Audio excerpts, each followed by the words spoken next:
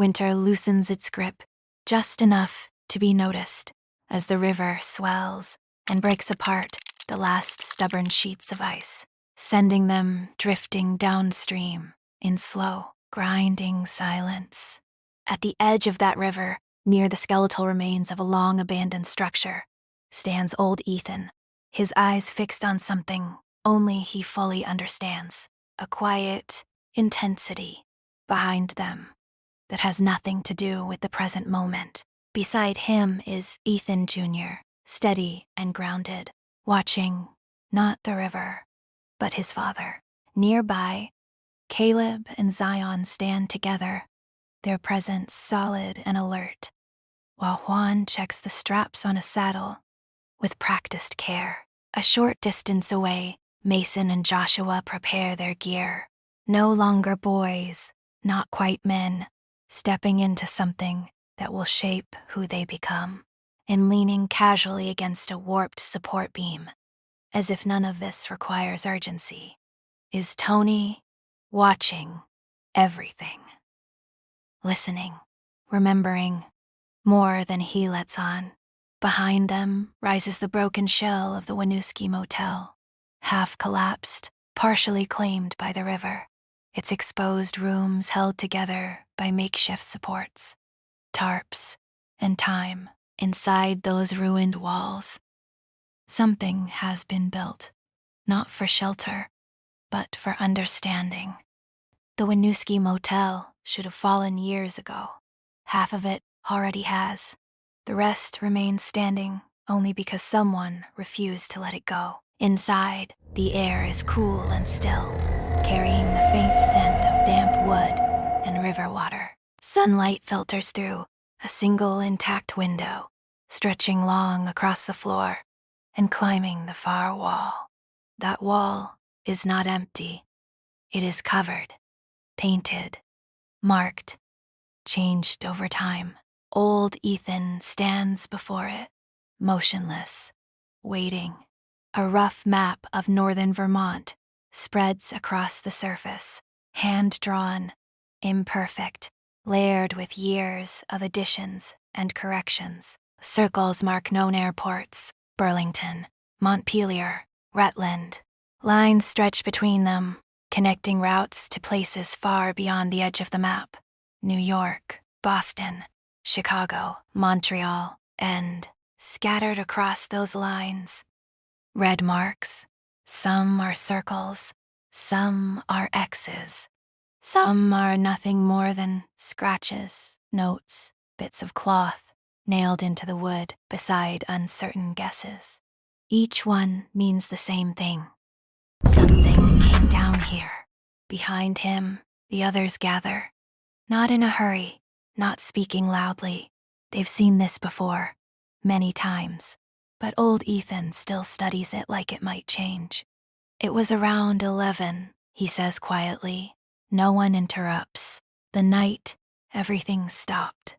He doesn't turn around. No lights, no engines, no sound. Nothing worked. Zion exhales softly. We've heard this one. Old Ethan nods once. I know, but he continues anyway. There are always planes in the sky, he says. Hundreds, thousands. His hand lifts slowly, tracing one of the lines on the wall. They don't just fly anywhere. They follow paths. To and from these places. He taps one of the circles, then another. And on that night, his hand pauses. They didn't land. Silence settles over the room. They fell. No one argues, because no one needs to. Juan shifts slightly. What do we do with the bodies? The question hangs there, heavy, unavoidable. No one answers right away, because they already know. Later, they agree. Graves, markers, respect. Even now, especially now. Outside, the horses are prepared. The gear is packed. They call them scavenger hunts. It sounds harmless, almost playful. It isn't. The rides happen only during the thaw, when the river runs high, when the land softens, when something buried might reveal itself, and when the smell of old things begins to rise. They move out in a quiet line, following paths that are no longer roads, guided by memory, instinct, and the marks on a wall that only one man fully understands. Mason and Joshua ride near the middle, listening more than speaking, watching everything, learning. Tony lags slightly behind, as if unconcerned with the urgency of the moment, but his eyes never stop moving. Caleb and Zion ride forward, scanning the terrain, reading it the way some men read books. Ethan Jr. stays close to old Ethan, not to guide him, but to understand him. They don't expect to find anything, not really, but they never return empty-handed. Days later, back in Allen, strange things begin to appear. Clothing that doesn't match anything anyone remembers. Tools with unfamiliar designs. Small luxuries, oddities. Tony sells some of it. Meg redistributes the rest quietly through the sewing circle, where nothing is ever questioned too closely. Found it at the farm, she tells them. No one presses her, because everyone understands. Some truths are better softened. In the evenings, old Ethan returns to the wall, alone.